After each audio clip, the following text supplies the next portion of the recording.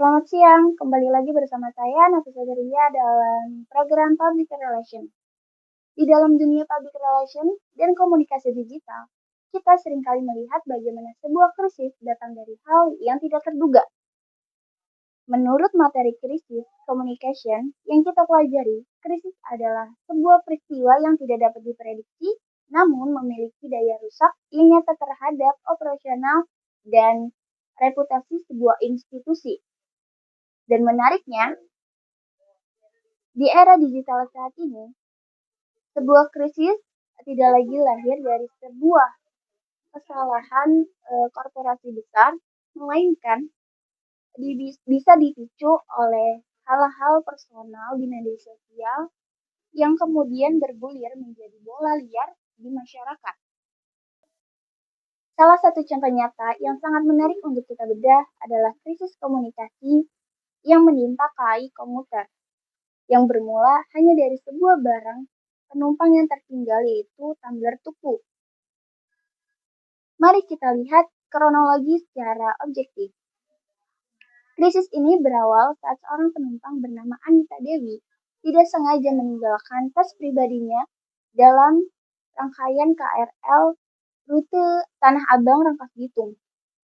Petugas passenger service di lapangan sebenarnya sudah melakukan prosedur dengan baik, yaitu mengamankan tas tersebut di stasiun tujuan. Namun, masalah muncul keesokan harinya.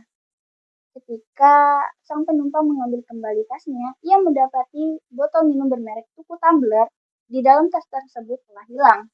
Rasa kecewa ini kemudian ia tuangkan ke platform media sosial Threads. Disinilah dinamika digital bekerja. Isu yang awalnya hanya tentang kehilangan barang, mendadak bergeser menjadi krisis besar bagi KAI. Ketika rumor muncul di tengah netizen bahwa petugas stasiun bernama Argi dipecat secara sepihak oleh manajemen, publik langsung bereaksi keras, mengkritik kebijakan ketenagakerjaan perusahaan tanpa mengetahui fakta seutuhnya. Situasi ini membawa kita pada esensi dari krisis communication itu sendiri. Sesuai dengan manajemen krisis, dalam kondisi ini, publik hanya menuntut 3 hal, yaitu yang pertama, kronologi yang transparan, kedua, langkah tindak lanjut, dan yang ketiga, permohonan maaf atas kegaduhan yang terjadi. Dan dalam waktu kritis 24 jam pertama, tim PR KAI melakukan mitigasi melalui KAI meluruskan disinformasi yang beredar. Mereka menegaskan bahwa petugas terkait tidak dipecat, melainkan dinonaktifkan sementara demi proses pemeriksaan prosedur internal. Langkah ini disusul dengan tindakan nyata, di mana pihak manajemen memfasilitasi mediasi formal antara seorang penumpang dengan petugas stasiun. Hasilnya, kedua belah pihak saling memahami, memaafkan secara terbuka, dan sepakat menyelesaikan kesalahpahaman ini dengan damai. Dalam kasus tumbler tuku ini, ada satu pelajaran yang bisa kita petik sebagai praktisi komunikasi.